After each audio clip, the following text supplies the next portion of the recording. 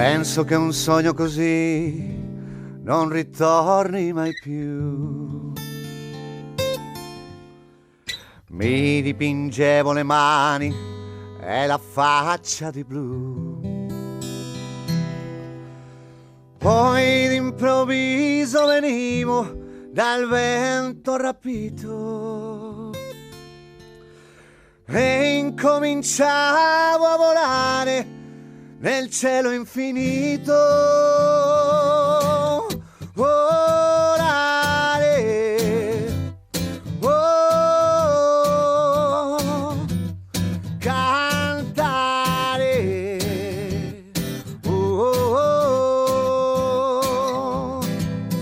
nel blu. Hay algo que me gusta mucho hacer en la ventana, que de hecho es posible cuando te asomas a una ventana de verdad, no es volar, sino conectar las cosas, buscar puntos de unión. Por ejemplo, hace un rato, antes de las ventanas locales, ¿qué hemos hecho?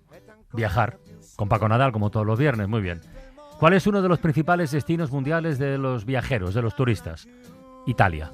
Está en el top 5. Y dentro de Italia, Roma. ¿Qué se puede ver en Roma? Un montón de cosas. Entre ellas la Capilla Sixtina. ¿Que la hizo quién? Miguel Ángel. Miguel Ángel Buonarroti. Pues hoy reconstruimos su vida a partir de las cartas en una nueva edición de Cartografías.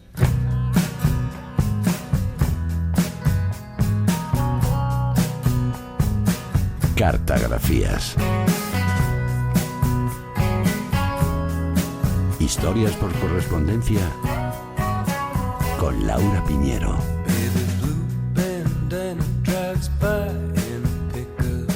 Hola Laura, buenas tardes. Hola, buenas tardes. Oye, que hay varias noticias relacionadas con Miguel Ángel que afectan directamente a esta sección epistolar de La Ventana. La primera es que el Vaticano ha anunciado que no va a pagar ni un duro por el rescate de varias cartas del artista que fueron robadas en 1997. Sí, de gran valor, y por las que acaban de pedir un rescate. Los ladrones han pedido 200.000 euros por varias cartas firmadas por él, y el Vaticano dice que no lo va a pagar, se van a limitar a seguir colaborando con la policía. Las cartas Carles fueron robadas de los archivos de la fábrica de la Basílica de San Pedro, y todo esto coincide, no sé si es casualidad, con la noticia de la restauración de 342 cartas del artista dentro de un proyecto que se presentó hace muy poco. De Miguel Ángel, nacido en 1475, y de su entorno se conservan gran cantidad de documentos, como esta carta que firma su padre. 1488. Yo, Ludovico di Leonardo Buonarrota, en este primer día de abril, inscribo a mi hijo Michelangelo como aprendiz de Domenico y Davide di Tommaso di Currado durante los próximos 3 años, bajo las condiciones siguientes: que el dicho Michelangelo ha de permanecer durante el tiempo convenido con los anteriormente citados para aprender y practicar el arte de la pintura, y que los nombrados Domenico y Davide habrán de pagarle en estos años la suma de 24 florines de peso exacto, 6 durante el primer año, 8 el segundo año y 10 el tercero. Sentimento popolare. Esto es un contrato, ¿no? Sí, o sea, Miguel Ángel fue becario. Fue becario, vale. Eso es. El padre firmó este acuerdo con el taller de 2 hermanos artistas muy destacados en la época para que aprendiera a pintar. Su madre había muerto cuando él era muy niño. Su familia había tenido cierto prestigio social y económico en Florencia, pero lo fueron perdiendo. El padre vivía de trabajos administrativos y de las rentas que quedaban. A su familia le habría gustado que estudiara gramática, pero como no había dinero, optaron por el arte. Miguel Ángel, por cierto, de anciano, contaba que el don le venía de la nodriza que había tenido, mujer de un picapedrero. Decía exactamente que había mamado los martillos, ¿no? Muy del Renacimiento. Pronto, en el taller de los hermanos, comenzó a destacar y le salió un mecenas de lujo, Lorenzo de Medici, alias el Magnífico, que lo acogió en su casa para trabajar en el jardín de San Marcos como aprendiz, junto a otros jóvenes talentos. En este momento, Carlas, Lorenzo ostentaba el poder de Florencia, bajo un clima de mucha tensión política. Recordemos que sufrió varios atentados, el más célebre durante una misa. Asesinaron a su hermano y a él lo hirieron, como le contó al duque de Milán en una carta. Solicitaba su ayuda, pero al final no hizo falta. La rebelión fracasó y sus conspiradores fueron todos ejecutados. Ilustrísimo señor, mi hermano Juliano ha sido asesinado. Mi gobierno corre el mayor de los peligros. Ahora es el momento de acudir en ayuda de vuestro siervo Lorenzo. Enviad todas las tropas posibles con la mayor celeridad, para que actúen como escudo y bastión de mi estado. Es curioso porque Lorenzo de Medici no fue un gran gestor público, más bien fue malo, pero fue un personaje muy importante por su implicación humanística.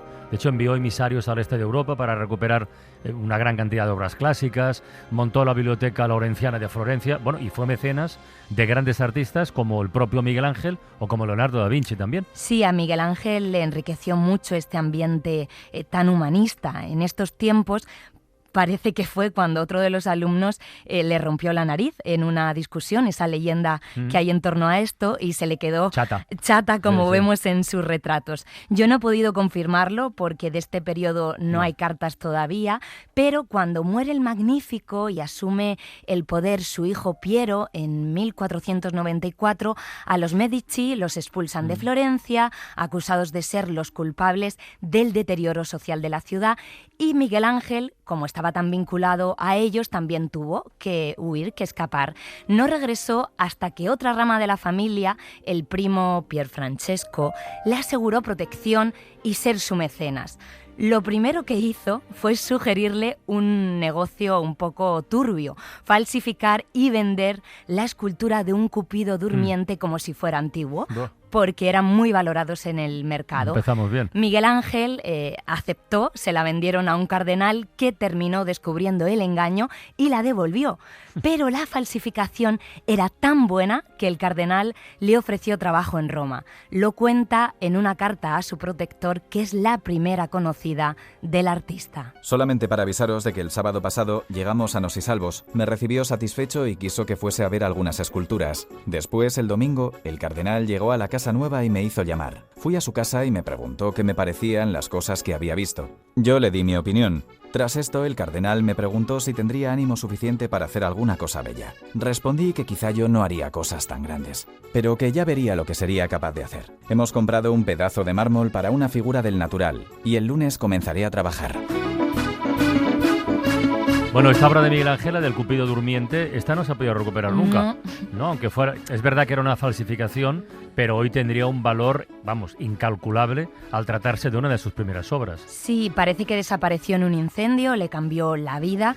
Por cierto, las cartas que vamos a ir escuchando, que abarcan desde que tenía 20 años hasta que falleció, están en un libro magnífico publicado por Alianza Editorial y nos permiten ir siguiendo toda la biografía del artista, que enseguida entra en conflicto con este cardenal que le había contratado porque rechaza 2 de sus esculturas y decide trabajar el mármol de manera independiente. Hará 2 de sus grandes obras, La Piedad y el David, y en esta distancia con Florencia, con su casa, comienza a compartir cartas con sus hermanos y con su padre, que se muestran muy preocupados por la vida austera que lleva.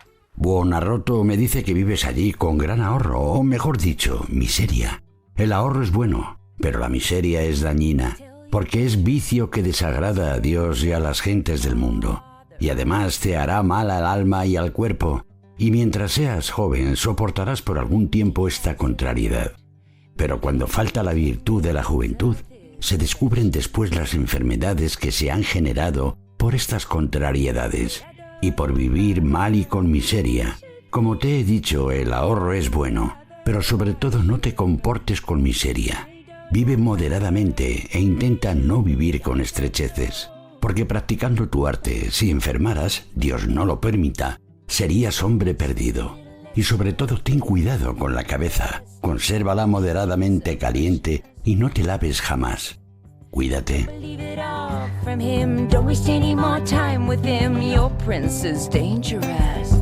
¿He entendido bien este último? Que le recomienda no lavarse. No lavarse para no enfermar.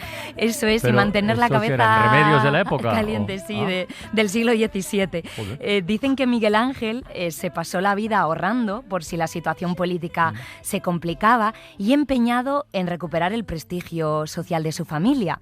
Con ellos tenía una extraña relación de amor-odio. Cuando empieza a ganar dinero les ofrece su ayuda económica, pero su buena voluntad, como vemos en las cartas, se va diluyendo y se queja continuamente continuamente, Carles, en las cartas de que no tenía ni un céntimo cuando no era cierto, ya tenía mucho trabajo.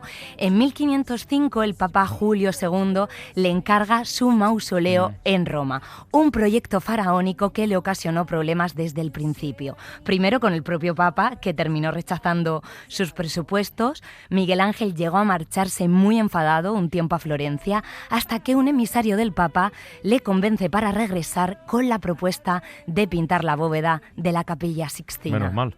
Sobre mi huida. Tiene razón en que yo escuché decir el Sábado Santo al Papa que no quería gastar ni un céntimo más en piedras. Después, antes de que yo me fuese, le pedí parte de lo que necesitaba para continuar la obra. Al final, me expulsaron. Me encontré desesperado.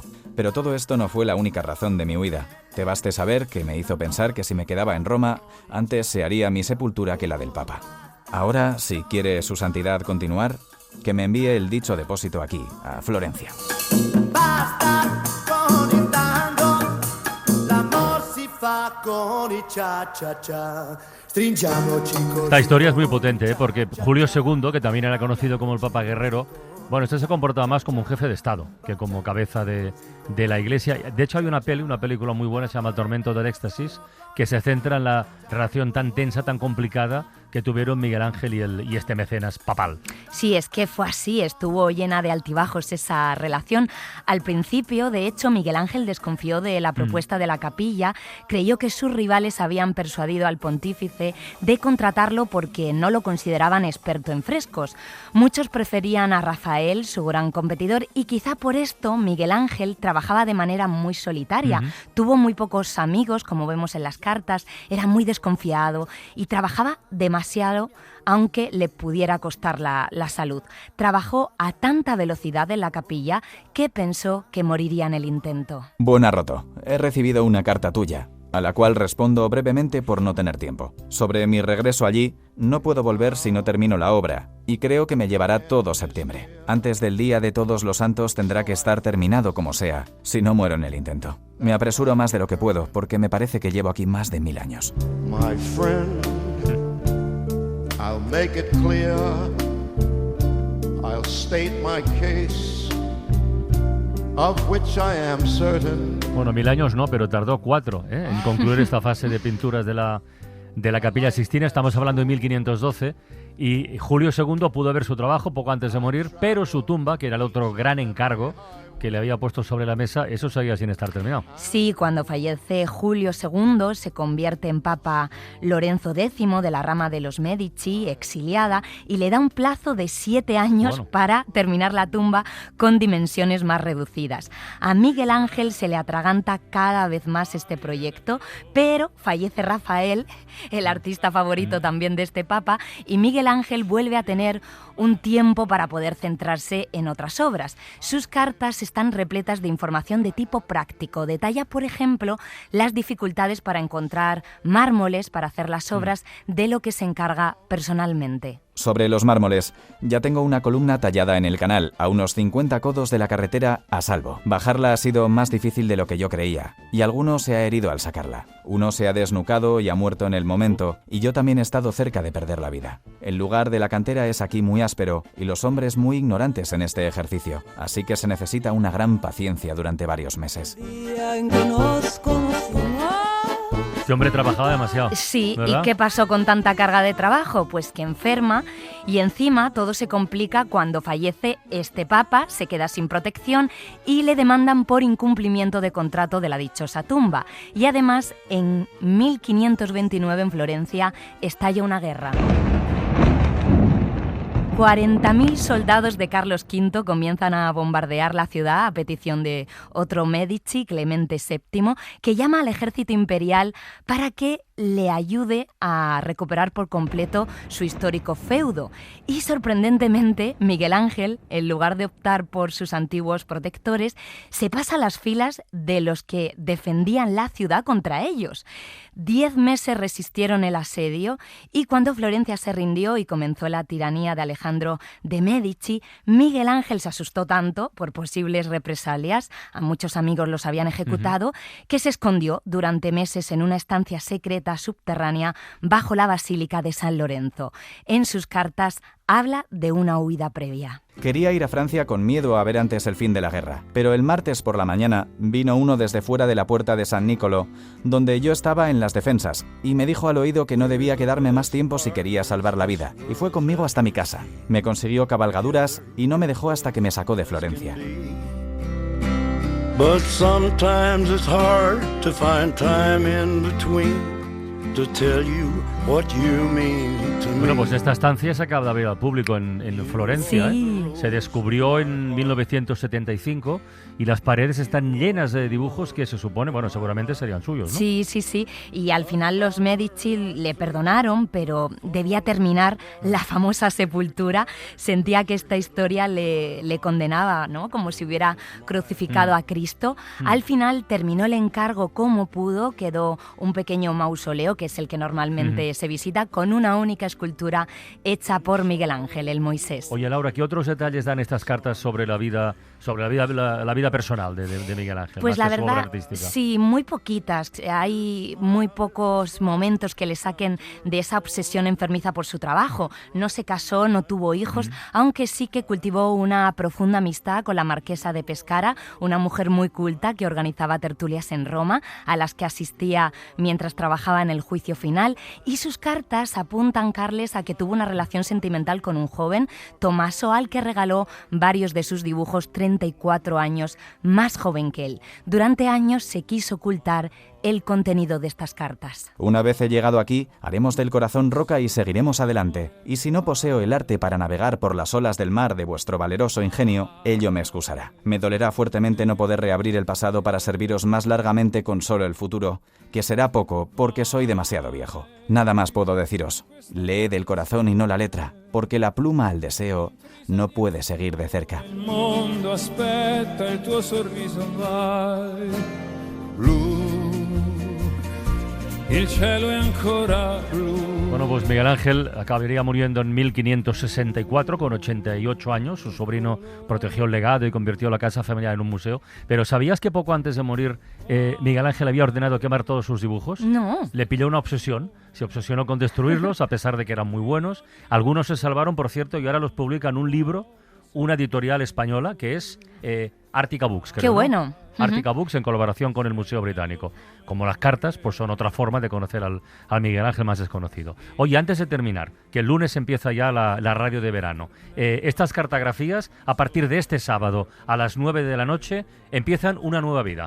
Sí, se convierten en un programa independiente de 1 hora y lo que vamos a hacer es visitar ciudades a través de las cartas de sus personajes célebres, con invitados ilustres que también nos van a ir haciendo viajar al presente, ¿no? No todo va a ser en pasado, es darle continuidad a lo que hacemos aquí. Bueno, pues si visitamos ciudades a través de las cartas, yo creo que una tendrá que ser sí o sí París. Sí, el por sábado lo de los 20. Juegos Olímpicos, así que lo escucharemos. Laura, muchísimas Muchas gracias, y hasta un beso. pronto. Adiós. Qu'importe là où je vais, tant que j'ai l'audace